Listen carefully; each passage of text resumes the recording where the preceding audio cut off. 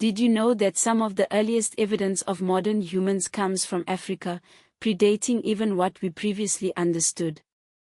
For centuries, the narrative of African history has been incomplete, often overshadowed by external perspectives. But Africa's story is etched in stone, painted on walls, and bound in ancient manuscripts. This isn't just a history lesson, it's a visual journey. We're about to unfold the vibrant, multifaceted story of Africa through its art, architecture, and written word, a pop-up book of history waiting to be explored. Let's begin with the earliest chapters. Africa is not only the cradle of humanity but also home to some of the oldest evidence of our species. Discoveries at Jebel Irhoud in Morocco, with remains dating back approximately 315,000 years, and Omo Kaibish in Ethiopia, around 195,000 years ago, showcase Africa's pivotal role in human evolution. These findings aren't isolated incidents. The Nile Valley, the Horn of Africa, the Sahel, the Great Lakes, and Southern Africa were all crucibles of early state formation, complex trade networks, and enduring cultural traditions. Now, let's turn the page to the grand civilizations that shaped the African continent. Ancient Egypt, a civilization that thrived for over 3,000 years, stands as a testament to African ingenuity and power. The dynastic kingship, beginning around 3100 BC under Nama, laid the foundation for a society that would leave an indelible mark on the world. But Egypt wasn't alone. The Kingdom of Kush, based in Nubia, with its capitals at Napata and later Meroe, rivaled even the Egyptians. The Kushite 25th dynasty, ruling Egypt from roughly 744 to 656 BCE, proves that African power wasn't confined to the Nile Delta. Rulers like Pi, Shabaka, Tahaka, and Tenwetamani left their mark not just on Nubia, but on the broader canvas of Egyptian history. Further east, the Aksumite Empire, centered in present-day northern Ethiopia and Eritrea, flourished from the 1st to the 7th century CE. Under King Izana in the 4th century, Aksum embraced Christianity, becoming one of the earliest states to adopt the faith, its influence echoing through the centuries. The Kingdom of Aksum was a powerful trading nation. Now, let's journey west to the great empires of the Sahel. The Ghana Empire, at its height from the 8th to the 11th centuries, controlled vast swathes of territory and became synonymous with the trans-Saharan gold trade. Its capital, commonly identified as Kumbi Sola, was a bustling hub of commerce and culture. After Ghana came Mali, rising to prominence in the 13th and 14th centuries. Founded by Sundiata Keita after the Battle of Kirene in 1235, Mali reached its zenith under Mansa Musa, whose pilgrimage to Mecca in 1324 remains one of the most documented political religious journeys of the medieval world. The sheer scale of his wealth and the sophistication of his entourage astonished the world, putting Mali on the map. Then, there was Songhai, dominating the Niger Bend in the 15th and 16th centuries. Under Askia Muhammad I, who ruled from 1493 to 1528, Songhai became a center of learning and trade. Its capital, Gao, and its intellectual heart, Timbuktu, drew scholars and merchants from across the globe. But Africa's story isn't just about empires in the north and west. Great Zimbabwe, flourishing from the 11th to the 15th centuries, stands as a testament to the ingenuity of the Shona people.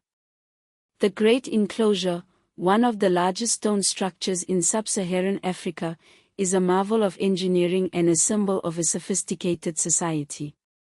Moving further west, the Benin Kingdom, based in present-day southern Nigeria, became renowned for its bronze plaques and sculptures. From the 15th to the 19th centuries, Benin was a powerful force, its artistic achievements reflecting a complex political and social order. And let's not forget the Ethiopian Empire, a Christian kingdom that endured for centuries. Notably, Ethiopia resisted full colonial occupation, standing as a beacon of independence. The Battle of Odwa in 1896, where Ethiopian forces under Emperor Menelik II defeated Italy, became a powerful symbol of African resistance. Africa was never isolated. It was always a participant in global trade. The trans-Saharan trade, the Indian Ocean trade, the Red Sea commerce, and the Atlantic trade all connected Africa to the wider world. Cities like Timbuktu, Jen, Gao, Mogadishu, Kilwa Kisiwani, Mombasa, and Sofala were vital nodes in these long-distance exchanges. Kilwa Kisiwani, a powerful Swahili city-state, controlled trade along the East African coast from the 13th to the 15th centuries, its wealth and influence extending far and wide. But the story of Africa cannot be told without acknowledging the impact of European colonization. The Berlin Conference, from 1884 to 1885, didn't simply divide Africa with a single stroke, but it established the rules for European territorial claims, accelerating the scramble for Africa. By 1914, nearly all of Africa was under European control, with the exception of Ethiopia and Liberia.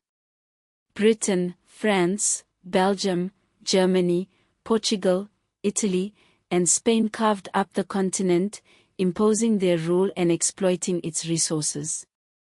The decolonization wave after World War II brought independence to many African nations. Ghana, on March 6, 1957, became the first sub-Saharan African colony to gain independence in the post-war period, paving the way for others. Nigeria followed on October 1, 1960, Kenya on December 12, 1963, Algeria on July 5, 1962, Angola on November 11, 1975, Mozambique on June 25, 1975, and South Africa achieved its democratic transition in 1994.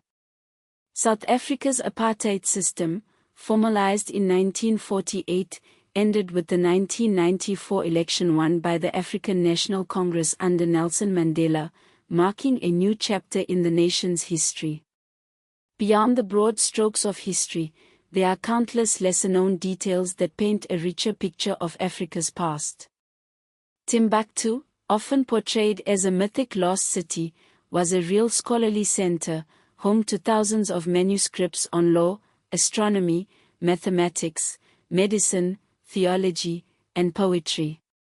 The Sanko Madrasa in Timbuktu became one of the major intellectual institutions of West Africa, its influence reaching far beyond the city walls. Manuscript traditions also thrived in Ethiopia, Egypt, the Maghreb, the Swahili coast, Hausaland, and North African libraries and zawiyas, showcasing the continent's rich intellectual heritage. The Queen of Sheba tradition, linking Africa and Arabia, is another fascinating detail. In Ethiopian tradition, the Queen of Sheba is Makeda, and the medieval Ethiopian epic Kebra Negas connects her to King Solomon and the origin of the Solomonic dynasty. While the historical identity of Sheba remains debated, the tradition has had profound political importance in Ethiopia for centuries. Africa had sophisticated statecraft long before colonial rule. Mansa Musa's pilgrimage to Mecca wasn't just about giving away gold, it was a demonstration of the Mali Empire's wealth and diplomatic reach. The Benin Kingdom had a highly organized court system, guild structure, and artistic production, particularly the Eigen Iramwan Bronze Casting Guild. The Asante state power in present-day Ghana combined military organization, gold wealth, and ritual authority centered on the Golden Stool. The Golden Stool became a symbol of nationhood and resistance, especially during the 1900 War of the Golden Stool. The Swahili world was cosmopolitan, deeply connected to Arabia, Persia, India, and Southeast Asia. Swahili culture was African in origin and development, with strong Bantu linguistic foundations, not simply imported from outside. Africa produced early print and visual culture in local languages. The Church Missionary Society and others introduced printing presses in parts of Africa in the 19th century, but Africans quickly adapted print for local political and religious expression.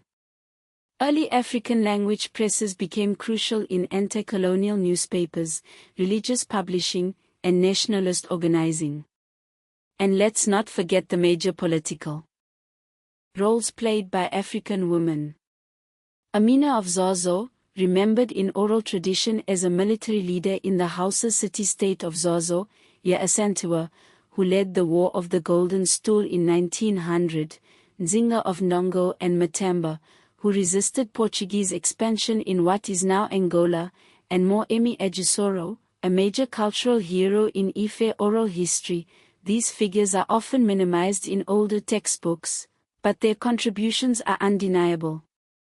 Africa is central, not peripheral, to world history.